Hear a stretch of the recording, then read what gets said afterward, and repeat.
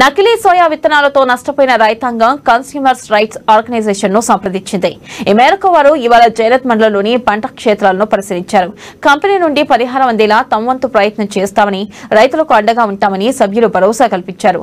ఆందోళన చెందాల్సిన అవసరం లేదని ధైర్యం చెప్పారు. ఈ కార్యక్రమంలో జిల్లా అధ్యక్షులు దొమ్మటి కిరణ్ కుమార్, ప్రధాన కార్యదర్శి షేక్ ఇర్ఫాన్, వర్కింగ్ ప్రెసిడెంట్ రమేష్ తదితరులు పాల్గొన్నారు. అశోక్ రెడ్డి అని చెప్పేసి రైతు మాకు ఈరోజు కాంప్లైంట్ చేయడం జరిగింది. కన్జ్యూమర్ రైట్స్ ఆర్గనైజేషన్ మా యొక్క నేషనల్ ప్రెసిడెంట్ నవీన్ శర్మ గారు ఆధ్వర్యంలో, మా యొక్క రాష్ట్ర అధ్యక్షుడు మహేందర్ సార్ ఆధ్వర్యంలో మరియు రాష్ట్ర ప్రధాన కార్యదర్శి మా యొక్క హరిబాబు సార్ ఆధ్వర్యంలో ఈ యొక్క కన్జ్యూమర్ రైట్స్ ఆర్గనైజేషన్ గత 2 సంవత్సరాలుగా మేము పనిచేస్తున్నాము. ఇదే దిశగా మేము వెళ్ళే మార్గంలో మాకు వచ్చేసి అశోక్ రెడ్డి గారికి ఇవ్వడం జరిగింది. రైతుకు సంబంధించినటువంటి నష్టాన్ని ఆయన తెలియడం జరిగింది. ఈరోజు దాదాపు ఈ జైరత్ మండలంలో తక్కువ కూడా ఒక 100 మంది రైతులు 1000 బ్యాగులు కొనుగోలు చేయడం జరిగింది. విక్రాంతి కంపెనీకి సంబంధించిన నకిలీ సీడ్స్ కొనుగోలు జరిగింది. ఈ యొక్క నకిలీ సీడ్స్ వచ్చేసి దాదాపు సుమారు ఒక బ్యాగ్ వచ్చేసి 5000 రూపాయలు చొప్పున దాదాపు ఒక 50 లక్షల వరకు ఇక్కడ నష్టపోవడం జరిగింది. మేము వచ్చి చూస్తున్నాము.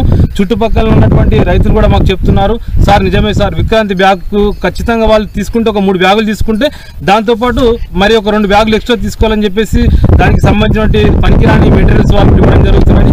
ఎక్కడికించి రైతుని అన్యాయం చేసే విధంగా వీళ్ళు వెళ్తున్నారు. కాబట్టి ఈ యొక్క కన్జ్యూమర్ రైట్స్ ఈరోజు మేము పిటిషన్ తీసుకోవడం జరిగింది.